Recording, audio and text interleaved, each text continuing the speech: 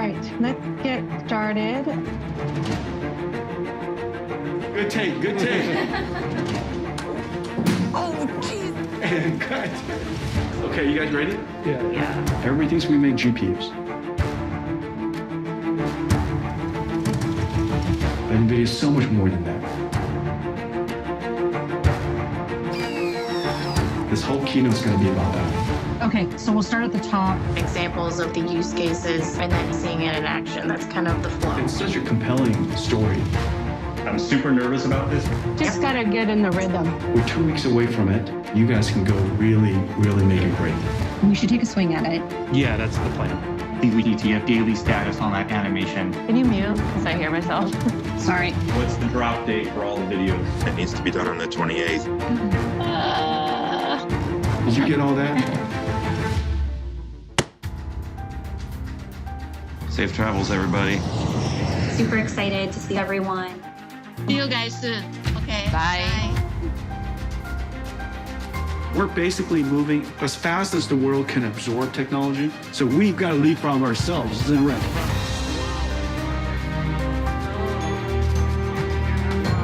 Now the spine, you just have to figure out a way to make it pop. You know what I'm saying? You know what I'm saying? You want to, yeah, that kind of thing.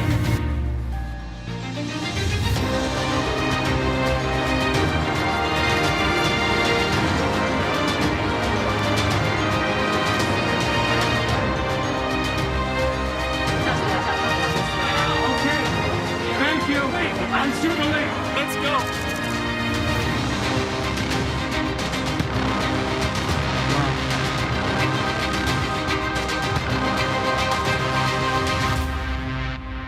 欢迎 NVIDIA 创办人暨执行长黄仁勋先生。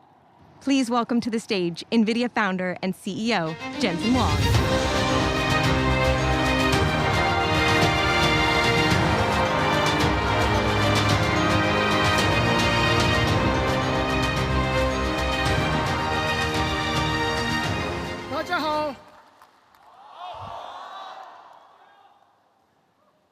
I am very happy to be back. Thank you, NTU, for letting us use your stadium. The last time I was here, I received a degree from NTU.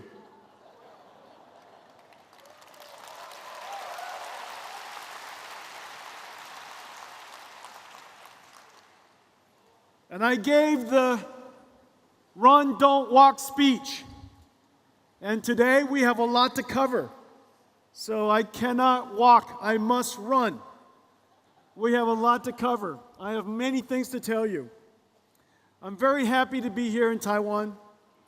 Taiwan is the home of our treasured partners.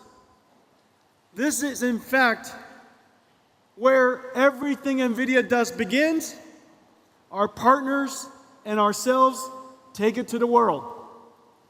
Taiwan and our partnership has created the world's AI infrastructure. Today, I want to talk to you about several things. One, what is happening and the meaning of the work that we do together? What is generative AI? What is its impact on our industry and on every industry? A blueprint for how we will go forward and engage this incredible opportunity. And what's coming next? Generative AI and its impact, our blueprint, and what comes next. These are really, really exciting times. A restart of our computer industry, an industry that you have forged, an industry that you have created, and now you're prepared for the next major journey. But before we start, NVIDIA lives at the intersection of computer graphics, simulations, and artificial intelligence. This is our soul. Everything that I show you today is simulation.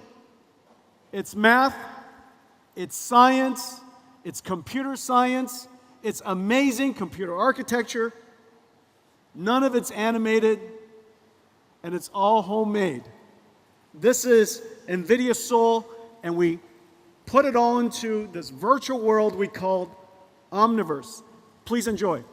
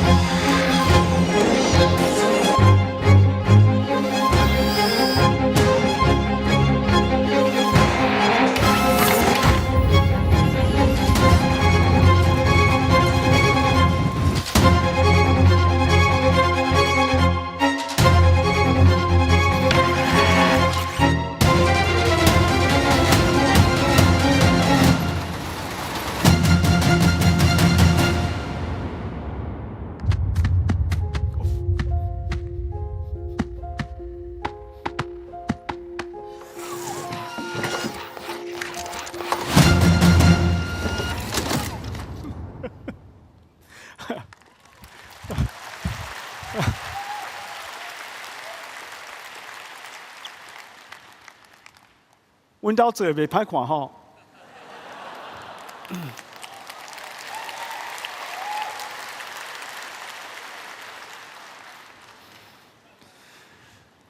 I want to speak to you in Chinese, but I have so much to tell you, I have to think too hard to speak Chinese. So I have to speak to you in English. At the foundation of everything that you saw was two fundamental technologies: accelerated computing and artificial intelligence running inside the Omniverse. Those two technologies, those two fundamental forces of computing are going to reshape the computer industry. The computer industry is now some 60 years old. In a lot of ways, everything that we do today was invented the year after my birth, in 1964. The IBM System 360 introduced central processing units, general purpose computing, the separation of hardware and software through an operating system, multitasking, I/O subsystems, DMA, all kinds of technologies that we use today, architectural compatibility, backwards compatibility, family compatibility, all of the things that we know today about computing largely described in 1964. Of course, the PC revolution democratized computing and put it in the hands and the houses of everybody. And then in 2007, the iPhone introduced mobile computing and put the computer in our pocket. Ever since, everything is connected and running all the time through the mobile cloud. This last 60 years, we saw several, just several, not that many actually, 2 or 3 major technology shifts. 2 or 3 tectonic shifts in computing, where everything changed. And we're about to see that happen again. there are two fundamental things that are happening. The first is that the processor, the engine by which the computer industry runs on, the central processing unit, the performance scaling has slowed tremendously. And yet, the amount of computation we have to do is still doubling very quickly, exponentially. If processing requirement, if the data that we need to process continues to scale exponentially, but performance does not, we will experience computation inflation. And in fact, we're seeing that right now as we speak.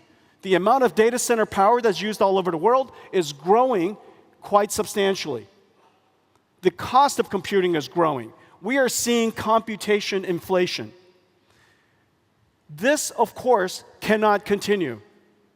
The data is going to continue to increase exponentially, and CPU performance scaling will never return. There is a better way. For almost 2 decades now, we've been working on accelerated computing. Cuda augments a CPU, offloads and accelerates the work that a specialized processor can do much, much better. In fact, the performance is so extraordinary that it is very clear now, as CPU scaling has slowed and eventually substantially stopped, we should accelerate everything.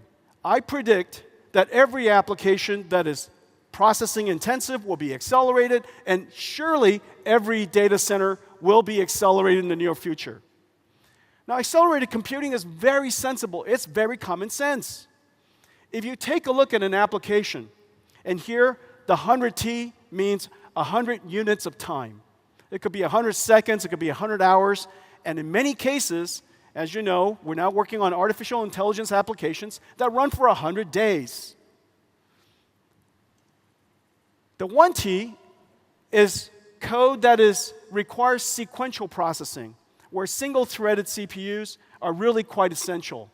Operating systems, control logic, really essential to have one instruction executed after another instruction. However, there are many algorithms, computer graphics is one, that you can operate completely in parallel. Computer graphics, image processing, physics simulations, combinatorial optimizations, graph processing, database processing, and of course, the very famous linear algebra of deep learning. There are many types of algorithms that are very conducive to acceleration through parallel processing. So we invented an architecture to do that. By adding the GPU to the CPU, the specialized processor can take something that takes a great deal of time and accelerate it down to something that is incredibly fast. And because the two processors can work side by side, they're both autonomous and they're both separate, independent that is, we could accelerate what used to take 100 units of time down to 1 unit of time. Well, the speed up is incredible. It almost sounds unbelievable. It almost sounds unbelievable. But today I'll demonstrate many examples for you. The benefit is quite extraordinary. 100 times speed up, but you only increase the power by about a factor of 3.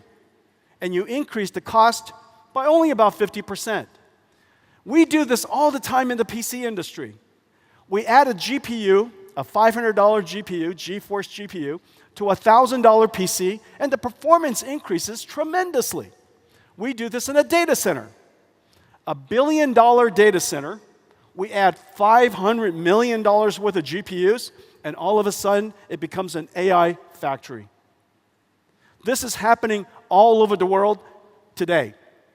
Well, the savings are quite extraordinary. You're getting 60 times performance per dollar. 100 times speed up, you only increase your power by 3x. 100 times speed up, you only increase your cost by 1.5x. The savings are incredible. The savings are measured in dollars. It is very clear that many, many companies spend hundreds of millions of dollars processing data in the cloud. If it was accelerated, it is not unexpected that you could save hundreds of millions of dollars. Now, why is that?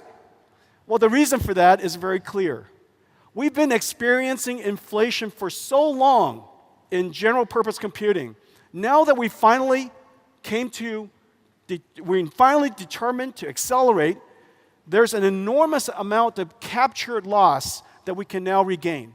A great deal of captured, retained waste that we can now relieve out of the system, and that will translate into savings. Savings in money, savings in energy. And that's the reason why you've heard me say, the more you buy, the more you save.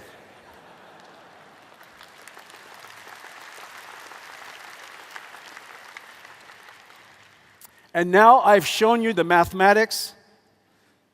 It is not accurate, but it is correct. Okay, that's called CEO math. CEO math is not accurate, but it is correct. The more you buy, the more you save. Well, accelerated computing does deliver extraordinary results, but it is not easy. Why is it that it saves so much money, but people haven't done it for so long? The reason for that is because it's incredibly hard. There is no such thing as a software that you can just run through a C compiler and all of a sudden that application runs 100 times faster. That is not even logical. If it was possible to do that, they would have just changed the CPU to do that. You, in fact, have to rewrite the software. That's the hard part. The software has to be completely rewritten so that you could refactor, re-express the algorithms that was written on a CPU so that it could be accelerated, offloaded, accelerated, and run in parallel. That computer science exercise is insanely hard. Well, we've made it easy for the world over the last 20 years. Of course, the very famous cuDNN, the deep learning library that processes neural networks. We have a library for AI physics that you could use for fluid dynamics and many other applications where the neural network has to obey the laws of physics. We have a great new library called Ariel that is a Cuda accelerated 5G radio so that we can software define and accelerate the telecommunications networks the way that we've software defined the world's networking internet. And so the ability for us to accelerate that allows us to turn all of telecom into essentially the same type of platform, a computing platform, just like we have in the cloud. cuLitho is a computational lithography platform that allows us to process the most computationally intensive parts of chip manufacturing, making the mask. TSMC is in the process of going to production with cuLitho, saving enormous amounts of energy and enormous amounts of money, but the goal for TSMC is to accelerate their stack so that they're prepared for even further advances in algorithm and more computation for deeper and deeper, narrow and narrow transistors. Parabricks is our gene sequencing library. It is the highest throughput library in the world for gene sequencing. cuOpt is an incredible library for combinatorial optimization, route planning optimization, the traveling salesman problem, incredibly complicated. Scientists have largely concluded that you needed a quantum computer to do that. We created an algorithm that runs on accelerated computing that runs lightning fast. 23 world records. We hold every single major world record today. cuQuantum is an emulation system for a quantum computer. If you want to design a quantum computer, you need a simulator to do so. If you want to design quantum algorithms, you need a quantum emulator to do so. How would you do that? How would you design these quantum computers, create these quantum algorithms, if the quantum computer doesn't exist? Well, you use the fastest computer in the world that exists today. And we call it, of course, NVIDIA Cuda. And on that, we have an emulator that simulates quantum computers. It is used by several 100,000 researchers around the world. It is integrated into all the leading frameworks for quantum computing, and is used in scientific supercomputing centers all over the world. cuDF is an unbelievable library for data processing. Data processing consumes the vast majority of cloud spend today. All of it should be accelerated. CUDF accelerates the major libraries used in the world. Spark, many of you probably use Spark in your companies. Pandas, a new one called Polar, and of course, NetworkX, which is a graph processing database library. And so these are just some examples. There are so many more. Each one of them had to be created so that we can enable the ecosystem to take advantage of accelerated computing. If we hadn't created cuDNN, Cuda alone wouldn't have been possible for all of the deep learning scientists around the world to use. Because Cuda and the algorithms that are used in TensorFlow and PyTorch, the deep learning algorithms, the separation is too far apart. It's almost like trying to do computer graphics without OpenGL. It's almost like doing data processing without SQL.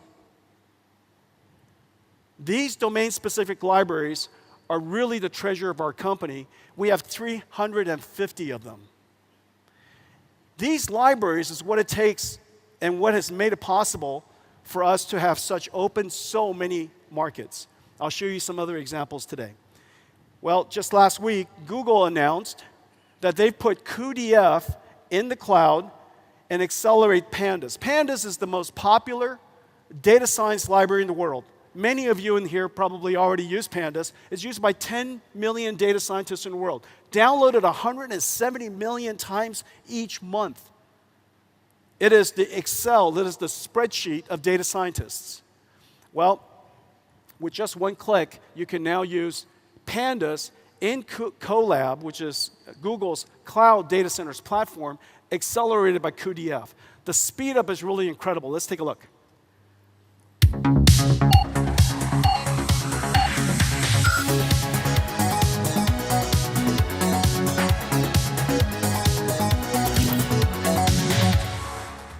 That was a great demo, right? Didn't take long.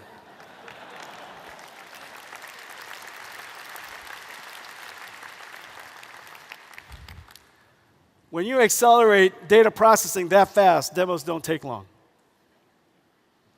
Okay, well, Cuda has now achieved what people call a tipping point, but it's even better than that. Cuda has now achieved a virtuous cycle. This rarely happens. If you look at history and all the computing architectures, computing platforms, in the case of microprocessors, CPUs, it has been here for 60 years. It has not been changed for 60 years. At this level, this way of doing computing, accelerated computing, has been around, creating a new platform is extremely hard because it's a chicken and egg problem.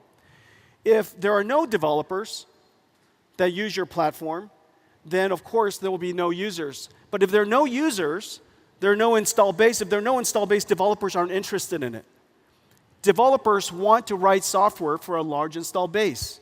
But a large install base requires a lot of applications so that users would create that install base. This chicken or the egg problem has rarely been broken. And it's taken us now 20 years, one domain library after another, one acceleration library another, and now we have 5 million developers around the world. We serve every single industry, from healthcare, financial services, of course the computer industry, automotive industry, just about every major industry in the world, just about every field of science. Because there are so many customers for our architecture, OEMs and cloud service providers are interested in building our systems. System makers, amazing system makers like the ones here in Taiwan are interested in building our systems, which then takes and offers more systems to the market, which of course creates greater opportunity for us, which allows us to increase our scale, R&D scale, which speeds up the application even more. Well, every single time we speed up the application, the cost of computing goes down. This is that slide I was showing you earlier. 100x speed up translates to 97, 96%, 98% savings. And so when we go from 100x speed up to 200x speed up to 1,000x speed up, the savings, the marginal cost of computing continues to fall.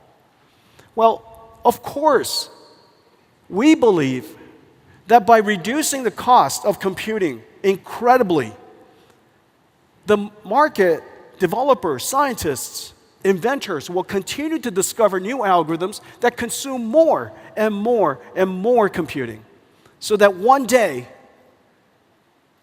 something happens, that a phase shift happens, that the marginal cost of computing is so low that a new way of using computers emerge. In fact, that's what we're seeing now. Over the years, we have driven down the marginal cost of computing in the last 10 years in one particular algorithm by 1 million times. Well, as a result, it is now very logical and very common sense to train large language models with all of the data on the internet. Nobody thinks twice. This idea that you could create a computer that could process so much data to write its own software, the emergence of artificial intelligence, was made possible because of this complete belief that if we made computing cheaper and cheaper and cheaper, somebody's going to find a great use. Well, today, Cuda has achieved the virtuous cycle. Install base is growing. Computing cost is coming down, which causes more developers to come up with more ideas, which drives more demand. And now we're in the beginning of something very, very important. But before I show you that, I want to show you what is not possible if not for the fact that we created Cuda, that we created the modern version of the modern big bang of AI, generative AI. What I'm about to show you would not be possible. This is Earth 2. The idea that we would create a digital twin of the Earth, that we would go and simulate the Earth so that we could predict the future of our planet to better avert disasters or better understand the impact of climate change so that we can adapt better, so that we could change our habits now. This digital twin of Earth is probably one of the most ambitious projects that the world's ever undertaken, and we're taking large steps every single year, and I'll show you results every single year, but this year we made some great breakthroughs. Let's take a look.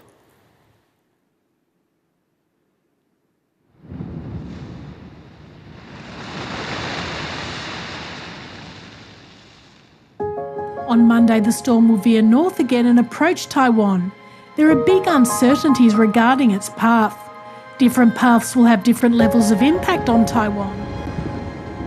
想象一个我们能够预测未来的世界，数位孪生反映真实情况的虚拟世界，让我们看见未来。数位孪生是一种反映真实世界的虚拟模型，让我们能够从今天的行为来预测对未来世界的影响。介绍一下 NVIDIA Earth 2， 一个利用 AI、物理模拟和电脑图形技术来预测全球气候的数位孪生。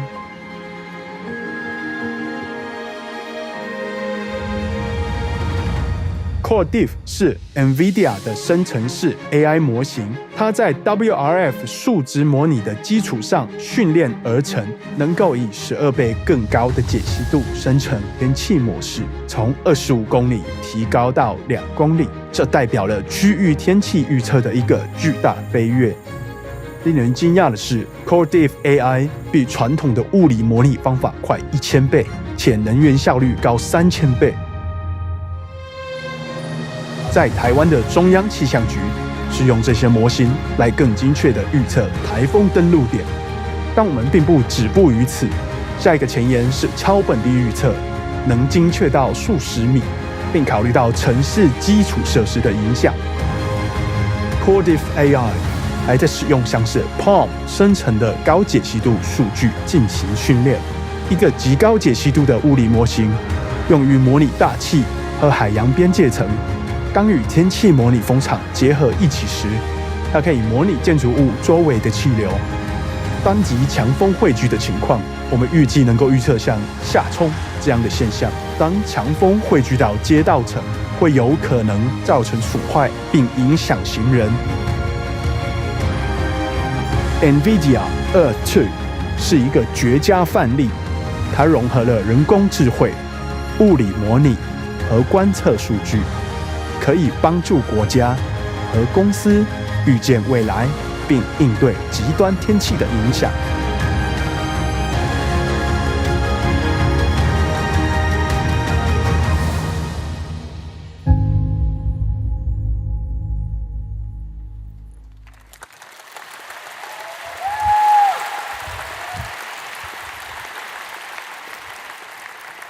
Someday, in the near future, we will have continuous weather prediction at every square kilometer on the planet. You will always know what the climate's going to be. You will always know. And this will run continuously because we've trained the AI, and the AI requires so little energy. And so this is just an incredible achievement. I hope you enjoyed it. And very importantly, 我的国语讲的标准吗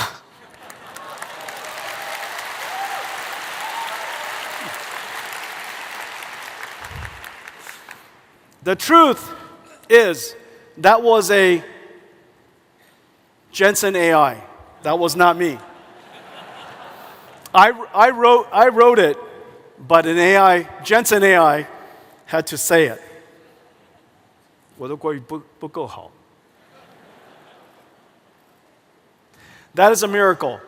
That is a miracle indeed. However, in 2012, something very important happened. Because of our dedication to advancing Cuda, because of our dedication to continuously improve the performance of drive the cost down, AI researchers discovered Cuda in 2012. That was NVIDIA's first contact with AI. This was a very important day. We had the good wisdom to work with the scientists to make it possible for deep learning to happen. And AlexNet achieved, of course, a tremendous computer vision breakthrough. But the great wisdom was to take a step back and understanding what was the background, what is the foundation of deep learning? What is its long-term impact? What is its potential? And we realized that this technology has great potential to scale. An algorithm that was invented and discovered decades ago, all of a sudden, because of more data, larger networks, and very importantly, a lot more compute, all of a sudden, deep learning was able to achieve what no human algorithm was able to.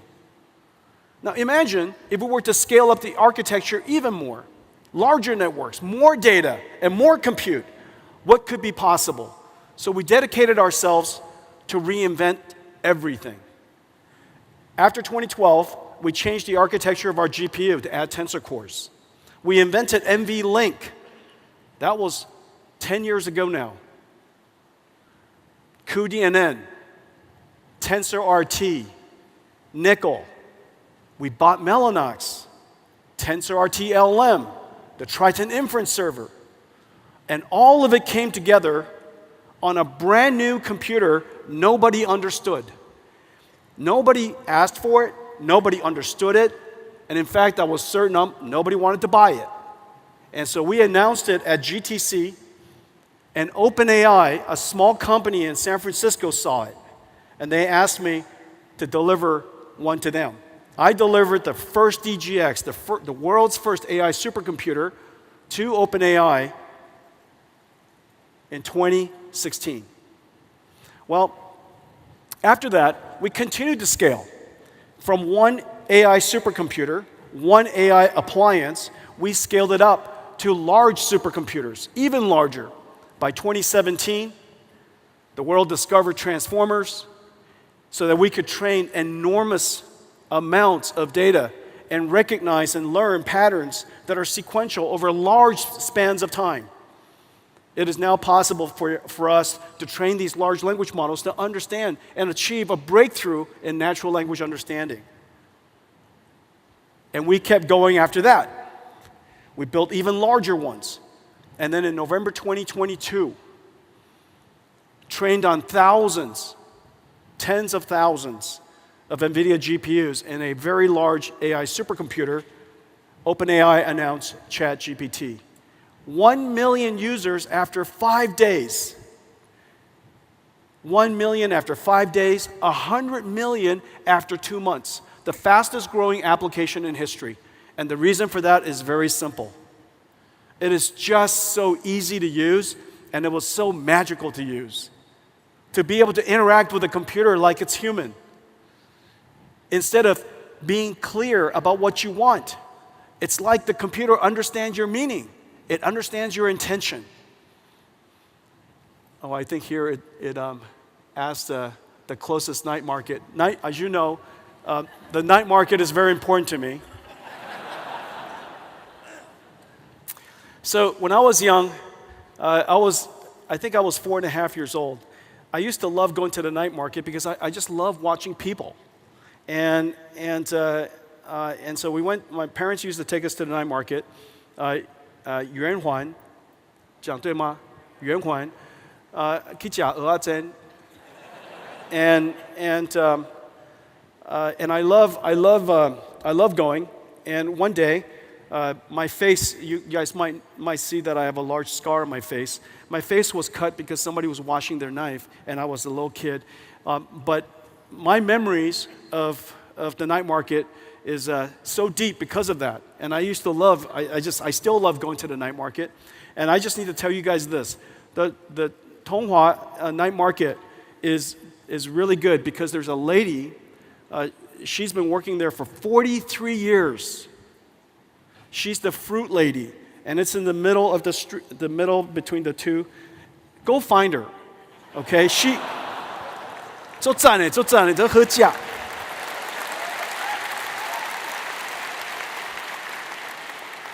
She's really terrific. I think it would be funny after this, all of you go to see her. Every year she's doing better and better. Her cart has improved, and yeah, I just love watching her succeed. Anyways, ChatGPT came along, and something is very important in this slide. Here, let me show you something. This slide, okay, and this slide. The fundamental difference is this. Until ChatGPT revealed it to the world, AI was all about perception, natural language understanding, computer vision, speech recognition. It's all about perception and detection. This was the first time the world saw a generative AI.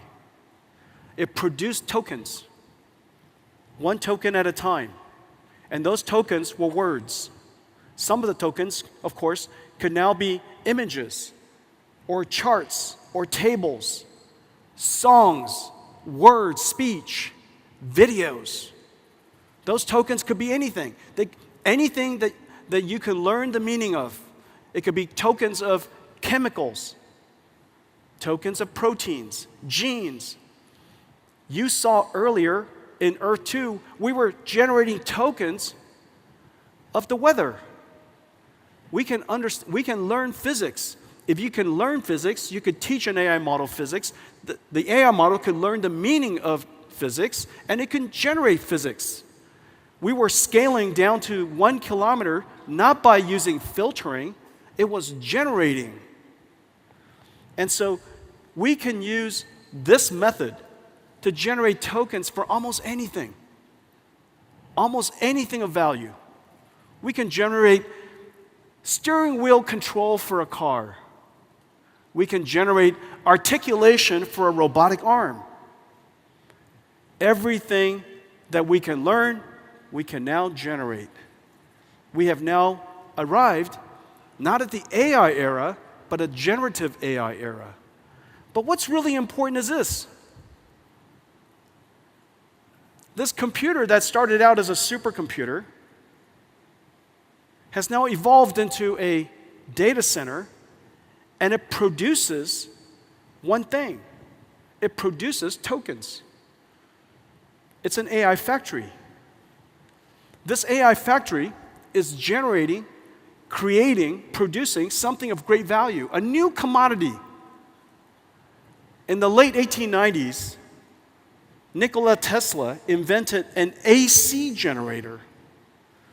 We invented an AI generator. The AC generator generated electrons. NVIDIA's AI generator generates tokens. Both of these things have large market opportunities. It's completely fungible in almost every industry. And that's why it's a new industrial revolution. We have now a new factory producing a new commodity for every industry that is of extraordinary value. And the methodology for doing this is quite scalable. And the methodology of doing this is quite repeatable. Notice how quickly so many different AI models, generative AI models, are being invented, literally daily. Every single industry is now piling on. For the very first time, the IT industry, which is $3 trillion, $3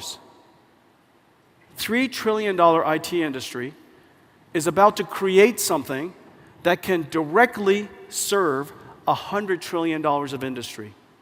No longer just an instrument for information storage or data processing, but a factory for generating intelligence for every industry. This is going to be a manufacturing industry, not a manufacturing industry of computers, but using the computers in manufacturing. This has never happened before. Quite an extraordinary thing. What started with accelerated computing, led to AI, led to generative AI, and now an industrial revolution.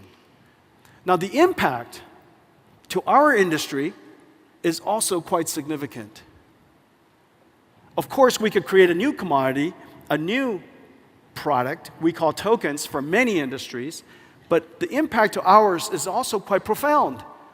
For the very first time, as I was saying earlier, in 60 years, every single layer of computing has been changed. From CPUs, general purpose computing, to accelerated GPU computing, where the computer needs instructions, now computers process LLMs, large language models, AI models. And whereas the computing model of the past is retrieval-based, almost every time you touch your phone, some pre-recorded text or pre-recorded image or pre-recorded video is retrieved for you and recomposed based on a recommender system to present it to you based on your habits. But in the future, your computer will generate as much as possible, retrieve only what's necessary. And the reason for that is because generated data requires less energy to go fetch information. Generated data also is more contextually relevant. It will encode knowledge, it will encode your understanding of you, and instead of get that information for me or get that file for me, you just say, ask me for an answer. And instead of a tool, instead of your computer being a tool that we use, the computer will now generate skills. It performs tasks. And instead of an industry that is producing software, which was a revolutionary idea in the early 90s. Remember, the idea that Microsoft created for packaging software revolutionized the PC industry. Without packaged software, what would we use the PC to do? It drove this industry. And now we have a new factory, a new computer. And what we will run on top of this is a new type of software. And we call it Nims, NVIDIA Inference Microservices. Now, what happens is the NIM runs inside this factory. And this NIM is a pre-trained model. It's an AI. Well, this AI is, of course, quite complex in itself. But the computing stack that runs AIs are insanely complex. When you go and use ChatGPT, underneath their stack is a whole bunch of software. Underneath that prompt is a ton of software. And it's incredibly complex because the models are large, billions to trillions of parameters, It doesn't run on just one computer, it runs on multiple computers. It has to distribute the workload across multiple GPUs, tensor parallelism, pipeline parallelism, data parallelism, all kinds of parallelism, expert parallelism, all kinds of parallelism. Distributing the workload across multiple GPUs, processing it as fast as possible, because if you are in a factory, if you run a factory, your throughput directly correlates to your revenues. Your throughput directly correlates to quality of service. And your throughput directly correlates to the number of people who can use your service. We are now in a world where data center throughput, utilization is vitally important. It was important in the past, but not vitally important. It was important in the past, but people don't measure it. Today, every parameter is measured. Start time, uptime, utilization, throughput, idle time, you name it. Because it's a factory.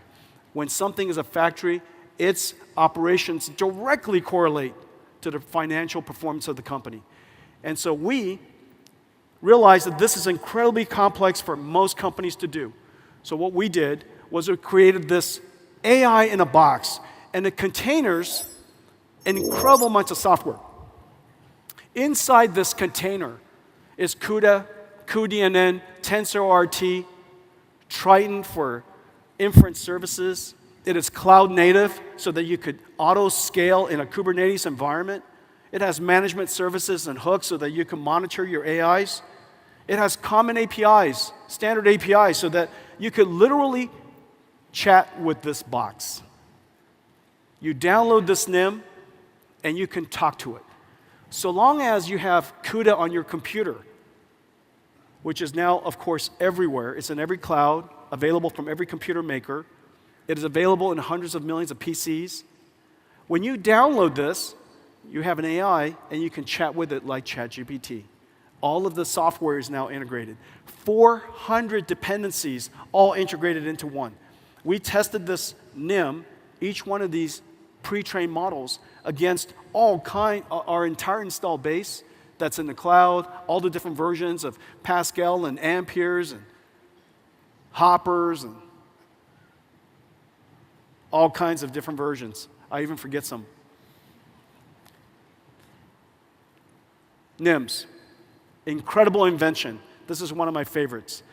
And of course, as you know, we now have the ability to create large language models and pre-trained models of all kinds. And we have all of these various versions, whether it's language-based or vision-based or imaging-based, or we have versions that are available for healthcare, digital biology. We have versions that are digital humans that I'll talk to you about. And the way you use this, just come to ai.nvidia.com. And today we just posted up in Hugging Face the Llama 3 NIM, fully optimized. It's available there for you to try. And you can even take it with you. It's available to you for free. And so you could run it in the cloud, run it in any cloud. You could download this container, put it into your own data center, and you could host it, make it available for your customers. We have, as I mentioned, all kinds of different domains. Physics, some of it is for semantic retrieval called RAGs, vision languages, all kinds of different languages. And the way that you use it is connecting these microservices into large applications. One of the most important applications in the coming future, of course, is customer service agents. Customer service agents are necessary in just about every single industry. It represents trillions of dollars of customer service around the world. Nurses are customer service agents in some ways. Some of them are non-prescription or non-diagnostics based nurses are essentially customer service. Customer service for retail, for quick service foods, financial services, insurance, just tens and tens of millions of customer service can now be augmented by language models and augmented by AI. And so these boxes that you see are basically NIMs. Some of the NIMs are reasoning agents. Given a task, figure out what the mission is, break it down into a plan. Some of the NIMs retrieve information. Some of the NIMs might go and do search. Some of the NIMs might use a tool like Cuda that I was talking about earlier. They could use a tool that could be running on SAP, and so it has to learn a particular language called ABAP. Maybe some NIMs have to do SQL queries. And so all of these NIMs are experts that are now assembled as a team. So what's happening? The application layer has been changed. What used to be applications written with instructions are now applications that are assembling teams of AIs. Very few people know how to write programs. Almost everybody knows how to break down a problem and assemble teams. Every company, I believe, in the future will have a large collection of NIMs, and you would bring down the experts that you want. You connect them into a team, and you don't even have to figure out exactly how to connect them. You just give the mission to an agent, to a NIM, to figure out who to break the tasks down and who to give it to. And that central, the leader of the application, if you will, the leader of the team, would break down the task and give it to the various team members.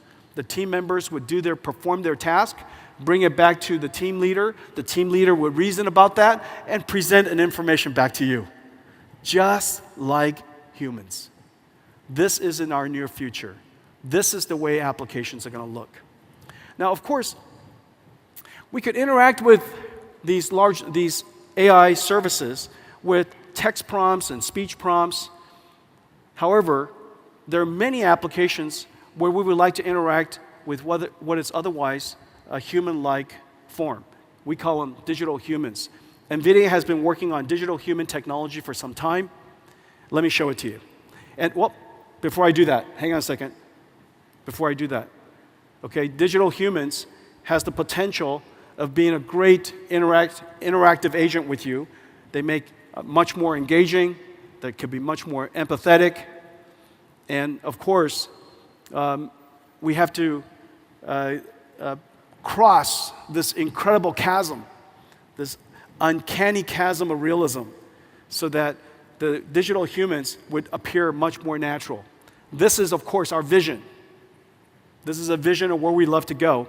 But let me show you where we are.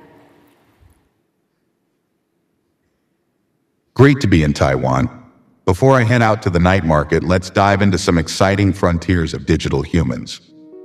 Imagine a future where computers interact with us just like humans can. Hi, my name is Sophie, and I am a digital human brand ambassador for Unique. This is the incredible reality of digital humans. Digital humans will revolutionize industries, from customer service to advertising and gaming. The possibilities for digital humans are endless. Using the scans you took of your current kitchen with your phone, they will be AI interior designers, helping generate beautiful, photorealistic suggestions and sourcing the materials and furniture. We have generated several design options for you to choose from. They'll also be AI customer service agents, making the interaction more engaging and personalized, or digital healthcare workers who will check on patients, providing timely, personalized care. I did forget to mention to the doctor that I am allergic to penicillin. Is it still okay to take the medications? The antibiotics you've been prescribed, ciprofloxacin and metronidazole, don't contain penicillin, so it's perfectly safe for you to take them. And they'll even be AI brand ambassadors, setting the next marketing and advertising trends. Hi, I'm Ima, Japan's first virtual model. New breakthroughs in generative AI and computer graphics let digital humans see, understand, and interact with us in human-like ways. From what I can see, it looks like you're in some kind of recording or production setup. The foundation of digital humans are AI models built on multilingual speech recognition and synthesis, and LLMs that understand and generate conversation. 你们部落有什么特别的习俗吗？我们有丰富的祭祀仪式和传统舞蹈，还有对大自然的崇拜。The AIs connect to another generative AI to dynamically animate a lifelike 3D mesh of a face. And finally, AI models that reproduce lifelike appearances, enabling real-time path-traced subsurface scattering to simulate the way light penetrates the skin, scatters, and exits at various points, giving skin its soft and translucent appearance. NVIDIA ACE is a suite of digital human technologies packaged as easy-to-deploy, fully optimized microservices, or Nims. Developers can integrate ACE Nims into their existing frameworks, engines, and digital human experiences. Nemotron SLM and LLM Nims to understand our intent and orchestrate other models. Riva Speech Nims for interactive speech and translation. Audio to face and gesture Nims for facial and body animation. And Omniverse RTX with DLSS for neural rendering of skin and hair. ACE Nims run on NVIDIA GDN, a global network of NVIDIA accelerated infrastructure that delivers low-latency digital human processing to over 100 regions. 好吗？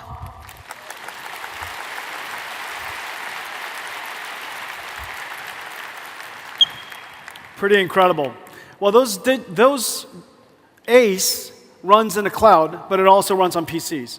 We had the good wisdom of including Tensor Core GPUs in all of RTX. So we've been shipping AI GPUs for some time, preparing ourselves for this day. The reason for that is very simple. We always knew that in order to create a new computing platform, you need an install base first. Eventually, the application will come. If you don't create the install base, how could the application come? And so if you build it, they might not come. But if you don't build it, they cannot come. And so we installed every single RTX GPU with Tensor Core processing. And now we have 100 million GeForce RTX AI PCs in the world. And we're shipping 200. And this COMPUTEX, we're featuring 4 new amazing laptops. All of them are able to run AI. Your future laptop, your future PC will become an AI. It'll be constantly helping you, assisting you in the background.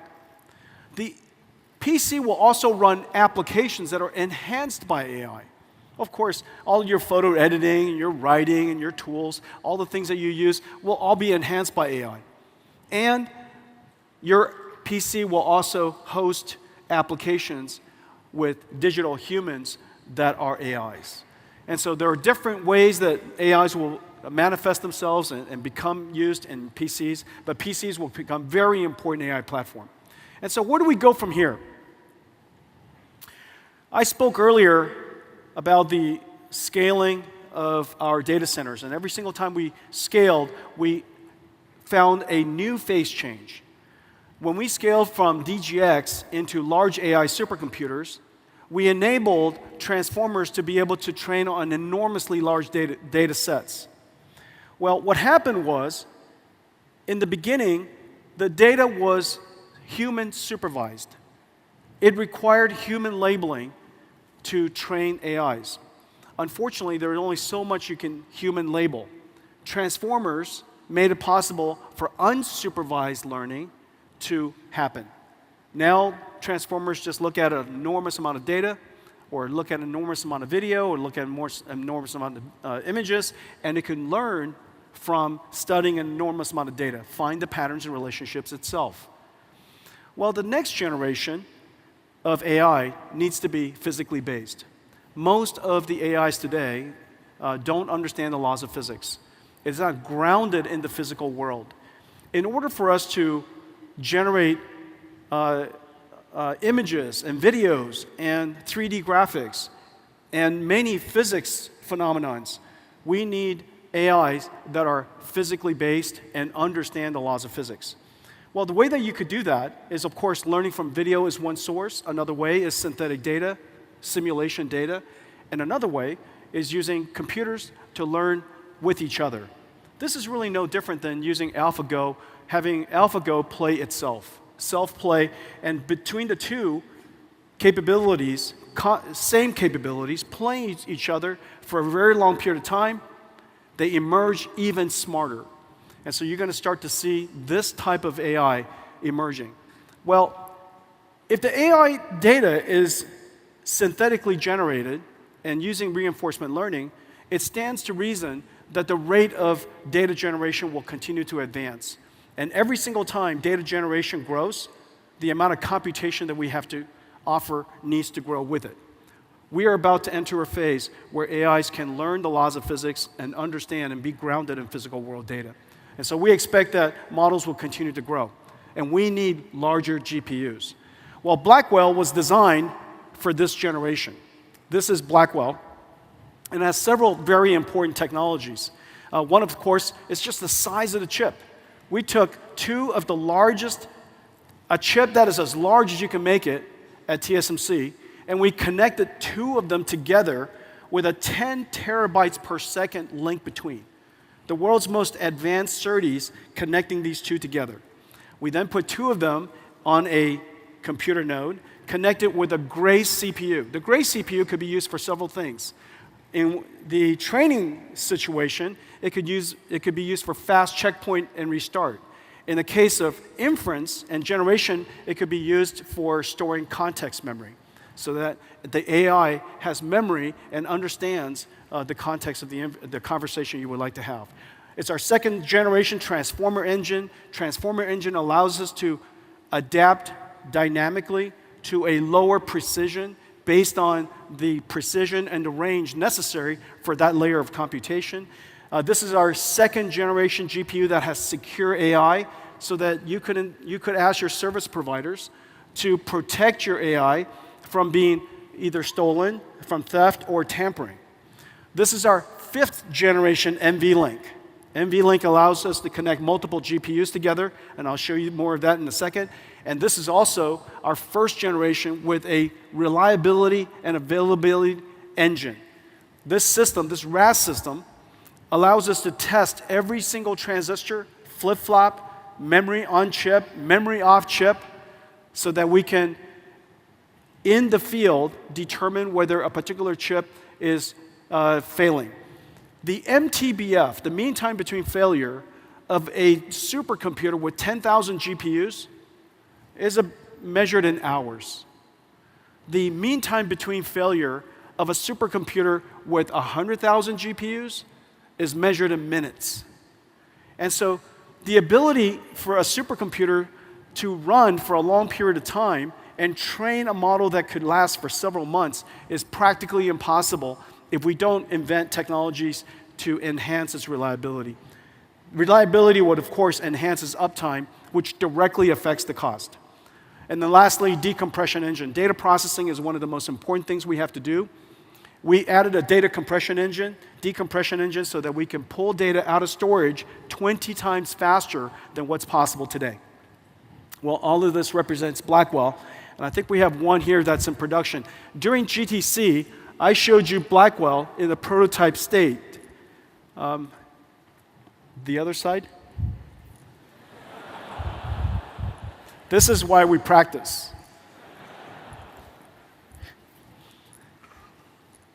In 美国就是这样子的。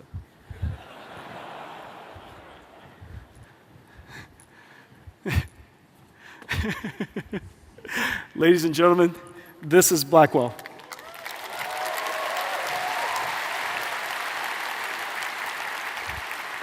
Blackwell is in production. Incredible amounts of technology. This is our production board. This is the most complex, highest performance computer the world's ever made. This is the Grace CPU. And these are, you could see each one of these Blackwell dies, two of them connected together. You see that? It is the largest die, the largest chip the world makes. And then we connect two of them together with a 10 terabyte per second link. Okay, and that makes the Blackwell computer. And the performance is incredible. Take a look at this. So,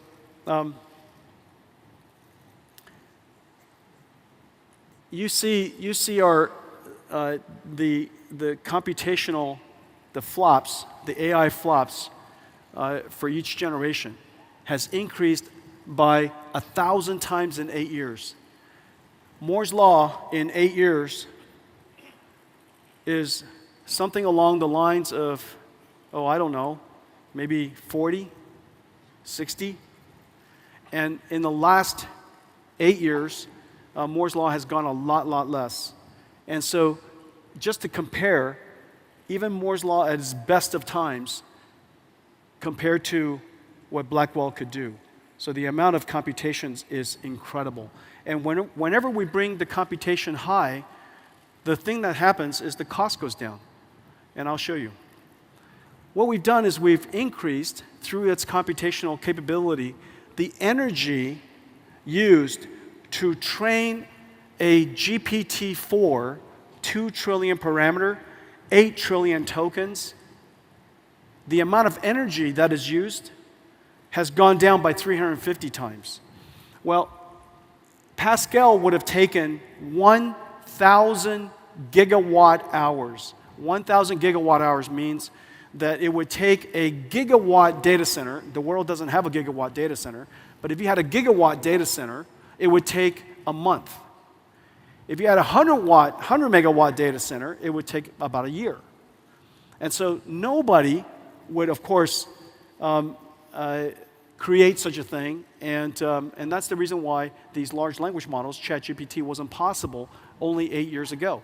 By us driving down increasing the performance, the energy efficient, while keeping and improving energy efficiency along the way, we've now taken, with Blackwell, what used to be 1,000 gigawatt hours to 3, an incredible advance. 3 gigawatt hours, if it's a 10,000 GPUs, for example, it would only take 10,000 GPUs, I guess it would take a few days, 10 days or so. So the amount of advance in just 8 years is incredible. Well, this is for inference. This is for token generation. Our token generation performance has made it possible for us to drive the energy down by 45,000 times. 17,000 joules per token, that was Pascal. 17,000 joules is kind of like 2 light bulbs running for 2 days. It would take 2 light bulbs running for 2 days amounts of energy, 200 watts running for 2 days, to generate 1 token of GPT-4. It takes about 3 tokens to generate 1 word. And so the amount of energy used necessary for Pascal to generate GPT-4 and have a ChatGPT experience with you was practically impossible. But now we only use 0.4 joules per token, and we can generate tokens at incredible rates and very little energy. Okay, so Blackwell is just an enormous leap. Well, even so, it's not big enough. And so we have to build even larger machines. And so the way that we build it is called DGX. So this is our Blackwell chips, and it goes into DGX systems.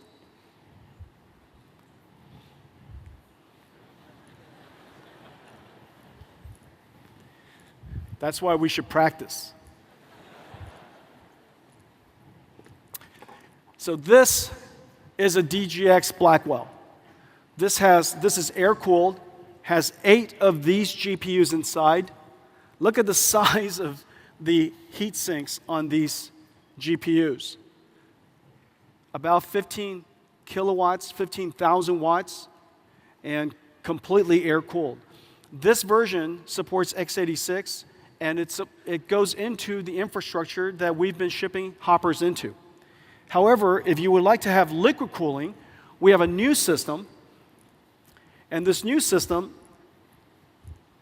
is based on this board, and we call it MGX for modular.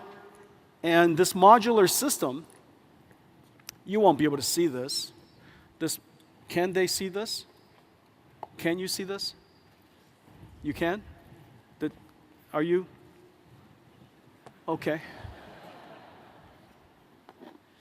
I say. And so this is the MGX system, and here's the two Blackwell boards. So this one node has 4 Blackwell chips. These 4 Blackwell chips, this is liquid-cooled. 9 of them, 72 of these GPUs are then connected together with a new NVLink. This is NVLink switch 5th generation. And the NVLink switch is a technology miracle. This is the most advanced switch the world's ever made. The data rate is insane. And these switches connect every single one of these Blackwells to each other so that we have one giant 72 GPU Blackwell. Well, the benefit of this is that in one domain, one GPU domain, this now looks like one GPU. This one GPU has 72 versus the last generation of 8, so we increased it by 9 times. The amount of bandwidth we've increased by 18 times. The AI flops we've increased by 45 times, and yet the amount of power is only 10 times. This is 100 kilowatts, and that is 10 kilowatts. And that's for one. Now, of course, well, you could always connect more of these together, and I'll show you how to do that in a second. But what's the miracle is this chip, this NVLink chip.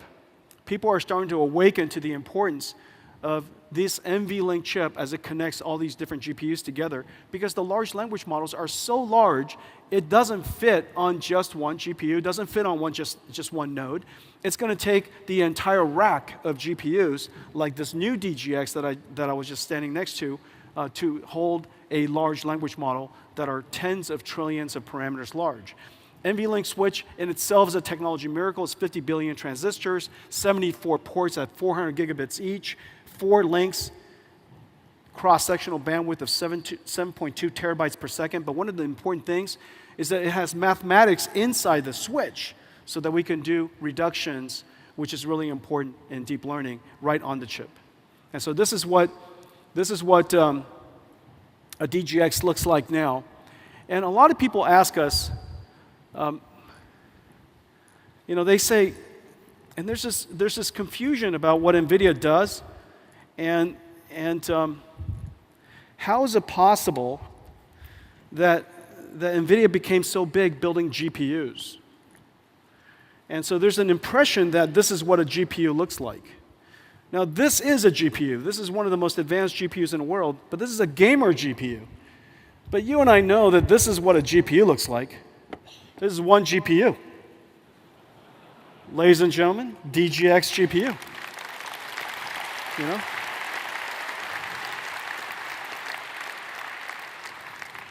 The back of this GPU is the NVLink spine. The NVLink spine is 5,000 wires, 2 miles. And it's right here. This is an NVLink spine. And it connects 72 GPUs to each other. This is an electrical, mechanical miracle. The transceivers makes it possible for us to drive the entire length in copper. And as a result, this switch, the NVLink switch, driving the NVLink spine in copper, makes it possible for us to save 20 kilowatts in one rack. 20 kilowatts could now be used for processing. Just an incredible achievement. So this is the NVLink spine.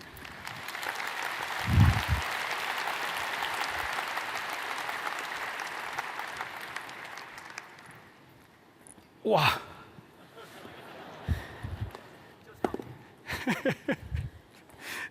I went down today. And even this is not big enough. Even this is not big enough for AI factories, so we have to connect it all together with very high-speed networking. Well, we have 2 types of networking. We have InfiniBand, which has been used in supercomputing and AI factories all over the world. And it is growing incredibly fast for us. However, not every data center can handle InfiniBand because they've already invested their ecosystem in Ethernet for too long. And it does take some specialty and some expertise to manage InfiniBand switches and InfiniBand networks. And so what we've done is we've brought the capabilities of InfiniBand to the Ethernet architecture, which is incredibly hard. And the reason for that is this. Ethernet was designed for high average throughput. Because every single node, every single computer is connected to a different person on the internet, and most of the communications is the data center with somebody on the other side of the internet. However, deep learning and AI factories, the GPUs are not communicating with people on the internet mostly, it's communicating with each other. They're communicating with each other because they're collecting partial products, and they have to reduce it and then redistribute it. Chunks of partial products, reduction, redistribution. That traffic is incredibly bursty. And it is not the average throughput that matters, it's the last arrival that matters. Because if you're reducing, collecting partial products from everybody, if I'm trying to take all of your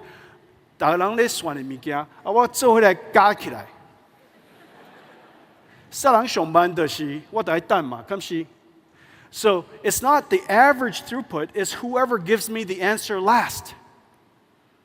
Okay? Ethernet has no provision for that.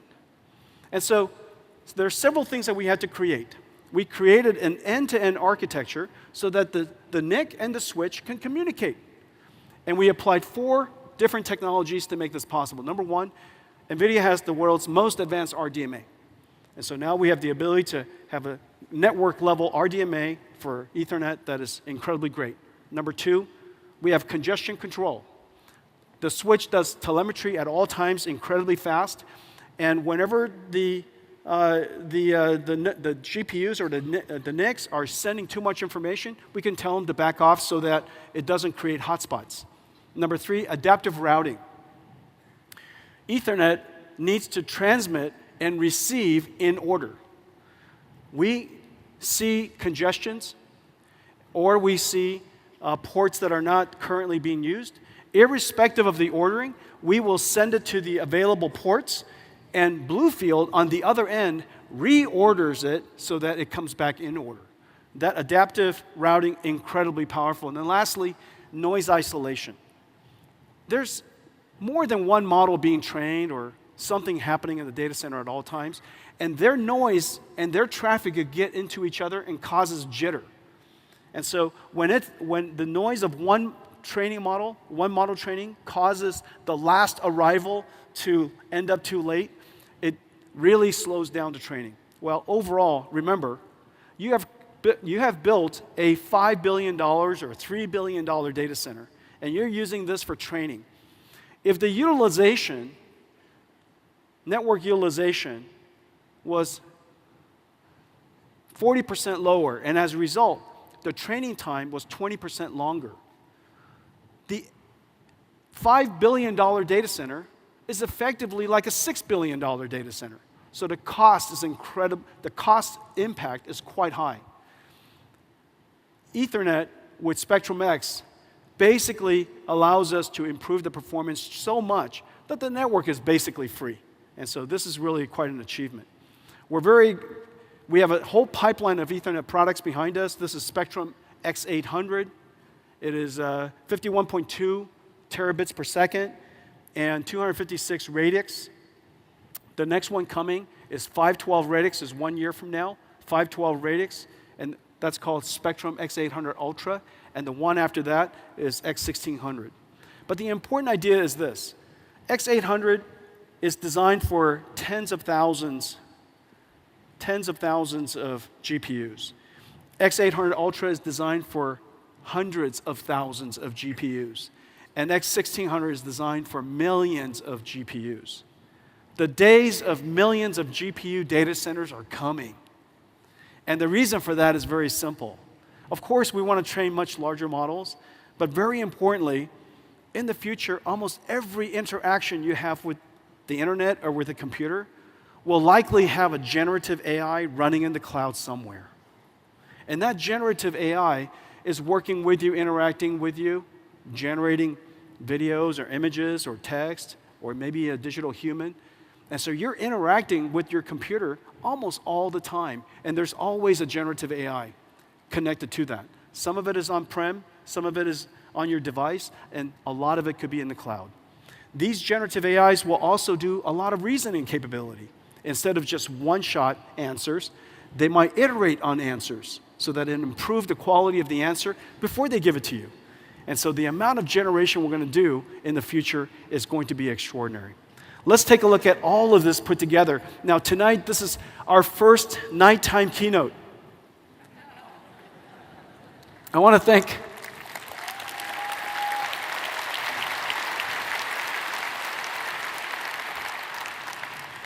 thank all of you for coming out tonight at 7 o'clock. And so what I'm about to show you has a new vibe, okay? There's a new vibe. This is kind of the nighttime keynote vibe. So enjoy this.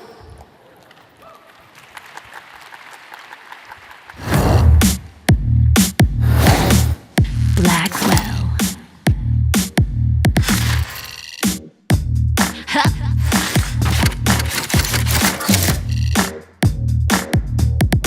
Let's go. Go, go, go, go.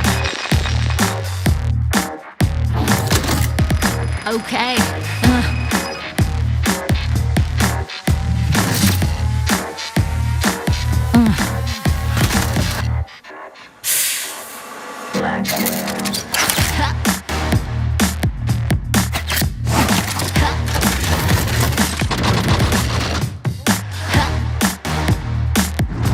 加速运算，人工智慧，科学创新，前所未有。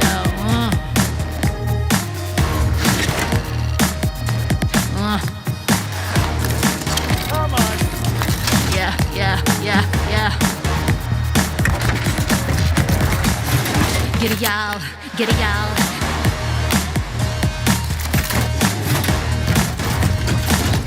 Let's go.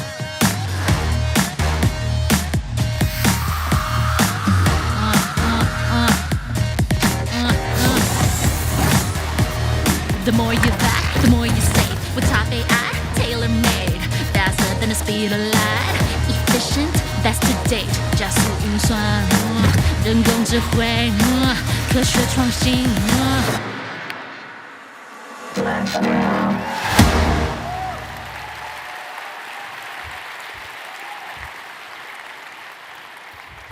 Now you can't do that on a morning keynote.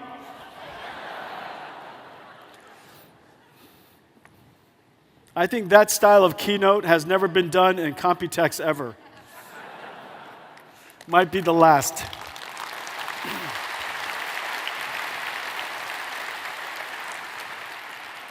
Only NVIDIA can pull off that. Only I could do that.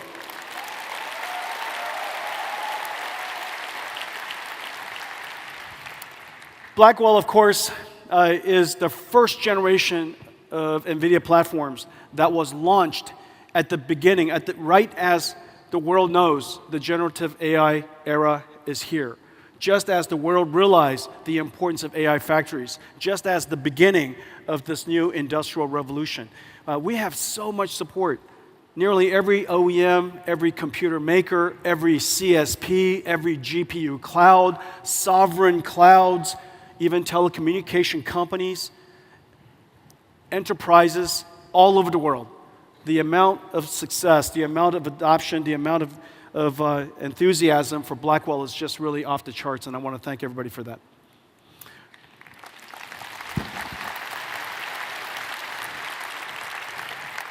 We're not stopping there. During the time of this incredible growth, we want to make sure that we continue to enhance performance, continue to drive down cost of training, cost of inference, and continue to scale out AI capabilities for every company to embrace. The further performance we drive up, the greater the cost decline. Hopper platform, of course, was the most successful data center processor probably in history. And this is just an incredible, incredible success story. However, Blackwell is here, and every single platform, as you'll notice, are several things. You got the CPU, you have the GPU, you have NVLink, you have the NIC, and you have the switch. The NVLink switch connects all of the GPUs together as large of a domain as we can, and whatever we can't do, we connect it with very large and very high-speed switches. Every single generation, as you'll see, is not just the GPU, but it's an entire platform. We build the entire platform. We integrate the entire platform into an AI factory supercomputer. However, then we disaggregate it and offer it to the world. And the reason for that is because all of you could create interesting and innovative configurations and all kinds of different styles and to fit different data centers and different customers and different places, some of it for edge, some of it for telco. And all of the different innovation are possible if we made the systems open and make it possible for you to innovate. And so we design it integrated, but we offer it to you disintegrated so that you could create modular systems. The Blackwell platform is here. Our company is on a one-year rhythm. Our basic philosophy is very simple. One, build the entire data center scale, disaggregate it, and sell it to you in parts on a one-year rhythm, and we push everything to technology limits. Whatever TSMC process technology, we'll push it to the absolute limits. Whatever packaging technology, push it to the absolute limits. Whatever memory technology, push it to absolute limits. SerDes technology, optics technology, everything is pushed to the limit. Well, and then after that, do everything in such a way so that all of our software runs on this entire install base. Software inertia is the single most important thing in computers. When a computer is backwards compatible and it's architecturally compatible with all the software that has already been created, your ability to go to market is so much faster. And so the velocity is incredible when we can take advantage of the entire install base of software that has already been created. Well, Blackwell is here. Next year is Blackwell Ultra. Just as we had H100 and H200, you'll probably see some pretty exciting new generation from us for Blackwell Ultra. Again, pushed to the limits, and the next generation Spectrum switch, as I mentioned. Well, this is the very first time that this next click has been made. And I'm not sure yet whether I'm going to regret this or not.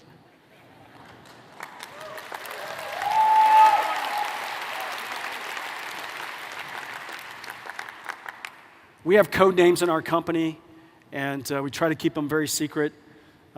Oftentimes, most of the employees don't even know. But our next generation platform is called Rubin. The Rubin platform, I'm not going to spend much time on it. I know what's going to happen. You're going to take pictures of it, and you're going to go look at the fine prints, and feel free to do that. So we have the Rubin platform, and 1 year later, we have the Rubin Ultra platform. All of these chips that I'm showing you here are all in full development, 100% of them. And the rhythm is 1 year at the limits of technology, all 100% architecturally compatible. So this is basically what NVIDIA is building, and all of the richness of software on top of it. So in a lot of ways, the last 12 years, from that moment of ImageNet and us realizing that the future of computing was going to radically change to today, is really exactly as I was holding up earlier, GeForce pre-2012 and NVIDIA today. The company has really transformed tremendously, and I want to thank all of our partners here for supporting us every step along the way. This is the NVIDIA Blackwell platform.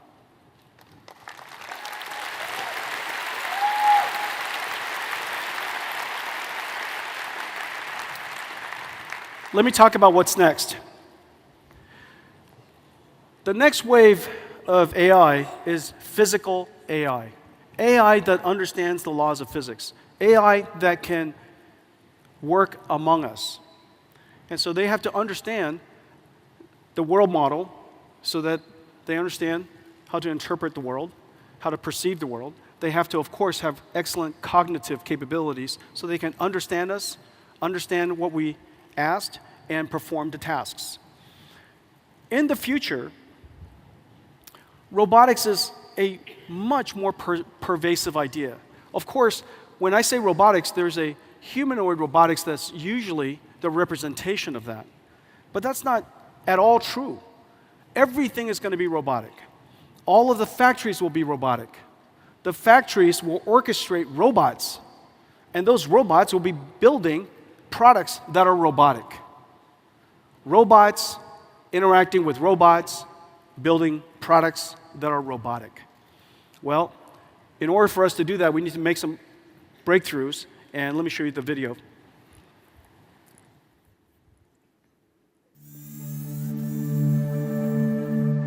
The era of robotics has arrived.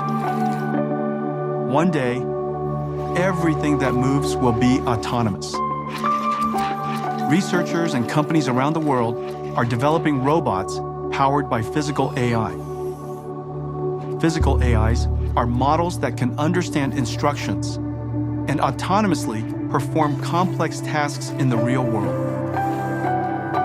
Multimodal LLMs are breakthroughs that enable robots to learn, perceive, and understand the world around them and plan how they'll act. And from human demonstrations, robots can now learn the skills required to interact with the world using gross and fine motor skills. One of the integral technologies for advancing robotics is reinforcement learning.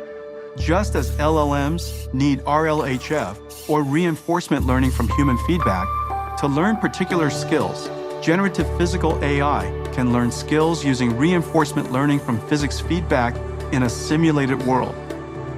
These simulation environments are where robots learn to make decisions by performing actions in a virtual world that obeys the laws of physics. In these robot gyms, a robot can learn to perform complex and dynamic tasks safely and quickly, refining their skills through millions of acts of trial and error. We built NVIDIA Omniverse as the operating system where physical AIs can be created. Omniverse is a development platform for virtual world simulation, combining real-time, physically based rendering, physics simulation, and generative AI technologies. In Omniverse, robots can learn how to be robots. They learn how to autonomously manipulate objects with precision, such as grasping and handling objects, or navigate environments autonomously, finding optimal paths while avoiding obstacles and hazards. Learning in Omniverse minimizes the sim-to-real gap and maximizes the transfer of learned behavior. Building robots with generative physical AI requires 3 computers: NVIDIA AI supercomputers to train the models, NVIDIA Jetson Orin and next-generation Jetson Thor robotics supercomputer to run the models, and NVIDIA Omniverse, where robots can learn and refine their skills in simulated worlds. We build the platforms, acceleration libraries, and AI models needed by developers and companies, and allow them to use any or all of the stacks that suit them best. The next wave of AI is here. Robotics, powered by physical AI, will revolutionize industries.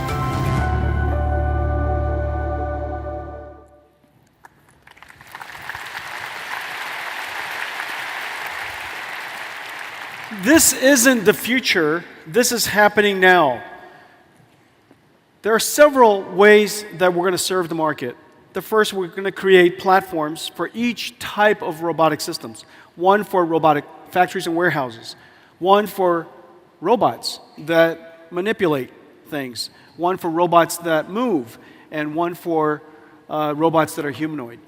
And so each one of these robotics platform is like almost everything else we do: a computer, acceleration libraries, and pre-trained models. Computers, acceleration libraries, pre-trained models. And we test everything, we train everything, and integrate everything inside Omniverse, where Omniverse is, as the video was saying, where robots learn how to be robots. Now, of course, the ecosystem of robotic warehouses is really, really complex.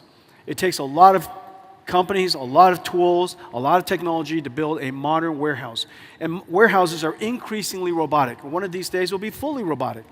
And so in each one of these ecosystems, we have SDKs and APIs that are connected into the software industry, SDKs and APIs connected into edge AI industry and companies, and then also, of course, systems that are designed for PLCs and robotic systems for the ODMs.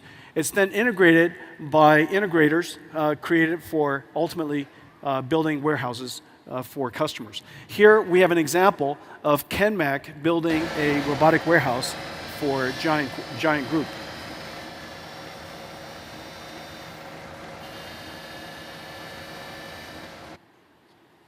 Okay, and then here, now let's talk about factories.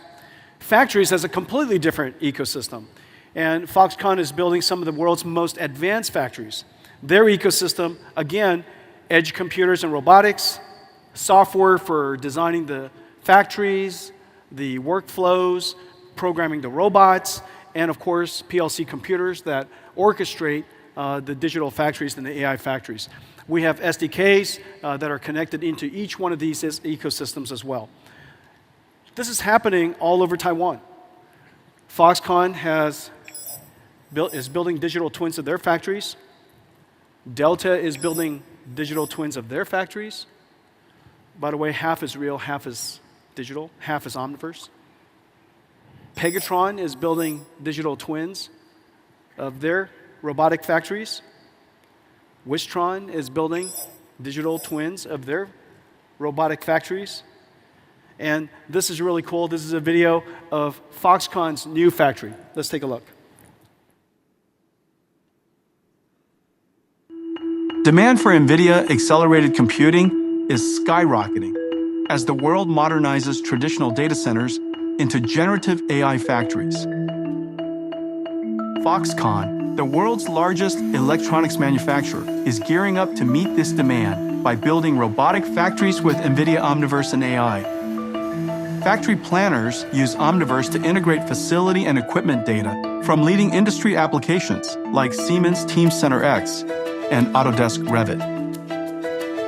In the digital twin, they optimize floor layout and line configurations and locate optimal camera placements to monitor future operations with NVIDIA Metropolis-powered Vision AI. Virtual integration saves planners on the enormous cost of physical change orders. During construction, the Foxconn teams use the digital twin as the source of truth to communicate and validate accurate equipment layout.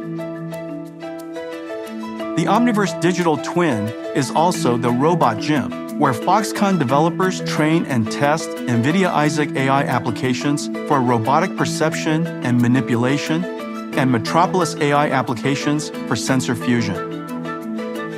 In Omniverse, Foxconn simulates 2 robot AIs before deploying runtimes to Jetson computers. On the assembly line, they simulate Isaac manipulator libraries and AI models for automated optical inspection for object identification, defect detection, and trajectory planning. To transfer HGX systems to the test pods, they simulate Isaac Perceptor-powered Ferrobot AMRs as they perceive and move about their environment with 3D mapping and reconstruction.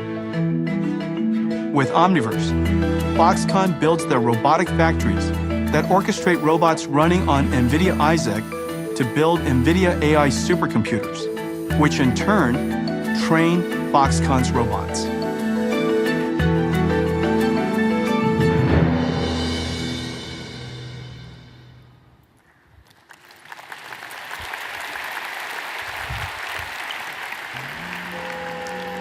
So a robotic factory is designed with 3 computers.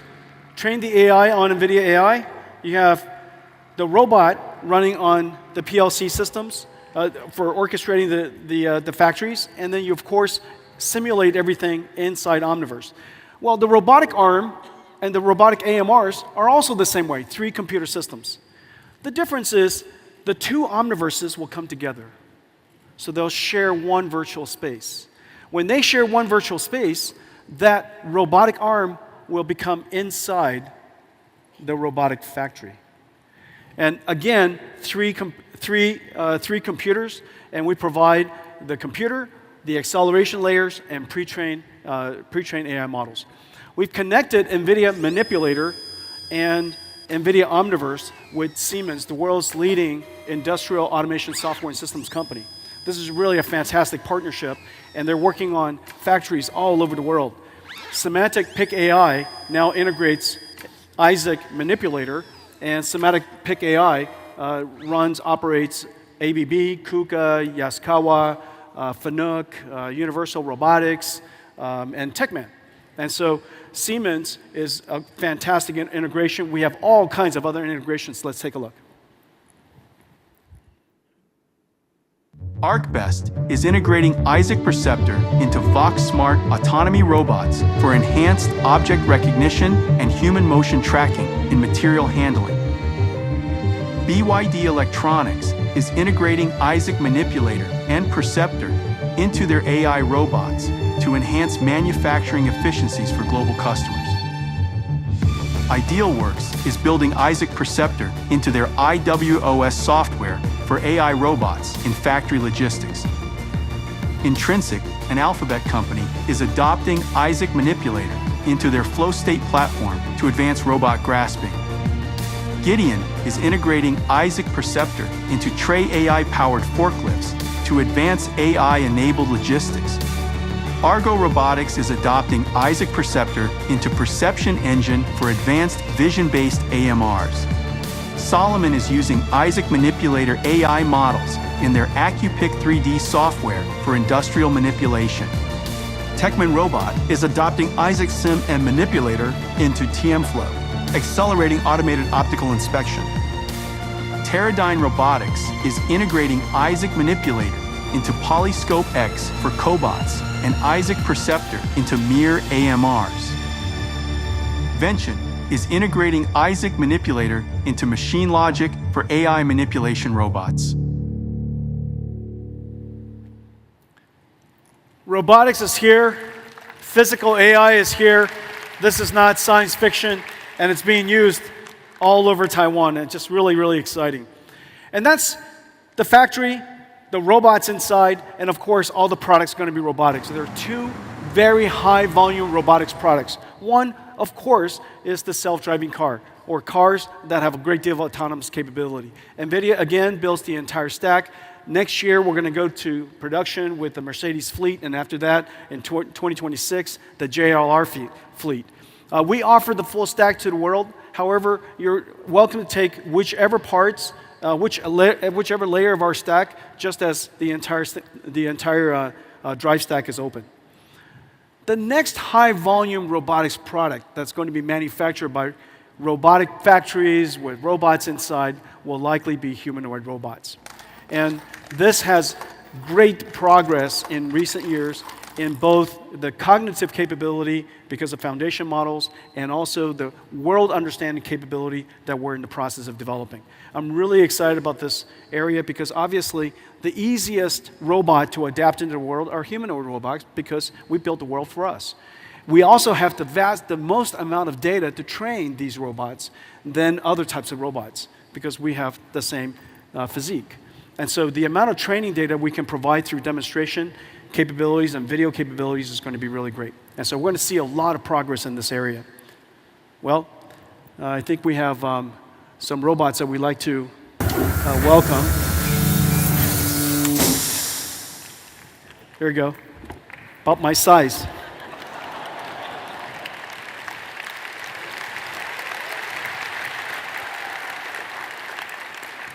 And we have some friends to join us. So the future of robotics is here. The next wave of AI, and of course, you know, Taiwan builds computers with keyboards. You build computers for your pocket. You build computers for data centers in the cloud. In the future, you're going to build computers that walk and computers that roll, around. And so these are all just computers. And as it turns out, the technology is very similar to the technology of building all of the other computers that you already built today. So this is going to be a really extraordinary journey for us. Well, I want to thank.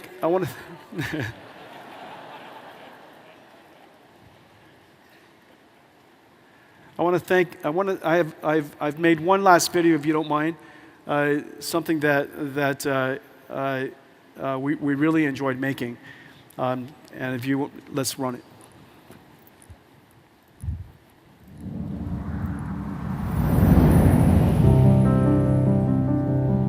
台湾帮助我们实现了一个愿景，在这条漫长的路上，无数的伙伴支持着我们。从加速运算、电脑绘图、科学研究到人工智慧的高峰，每一个晶片、每一台电脑，都描写着你们辛勤工作和追求完美的故事。台湾是无名的英雄，却是世界的支柱。一起，我们推动了产业的复兴，辛勤的耕耘，让我们能够踏入崭新运算的领域。其中，我们制作的电脑会转化成新型的工厂，制造珍贵无比的人工智慧。亲爱的伙伴们，你们是 AI 产业革新的后盾。无论面对多大的风浪，你始终稳如磐石。科技的卓越、勤奋与齐心合力的精神，是你的超能力。没有你，我们的愿景只是一个无法实现的梦想。与你同行，我们勇往直前。创造智慧与便利的生活，对抗疾病和自然灾害，让我们的世界变得更美好。谢谢你，台湾！让我们继续为这段 AI 创新之旅，打造一个成功和繁荣的产业。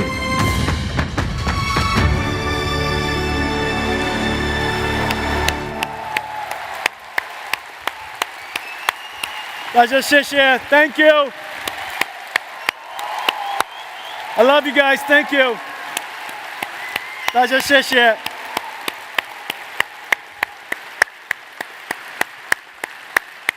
Thank you all for coming. Have a great COMPUTEX.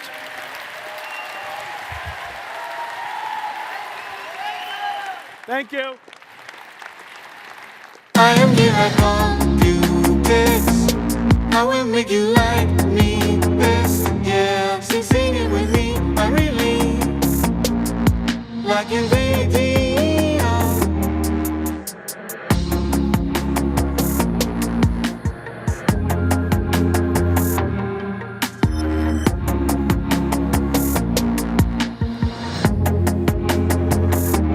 Once again at COMPUTEX, we will show you all our best. Yeah, digital twins and Nims with NVIDIA. To all our friends in Taiwan, we hope that you like this song. Yeah, so good luck from AI, and NVIDIA.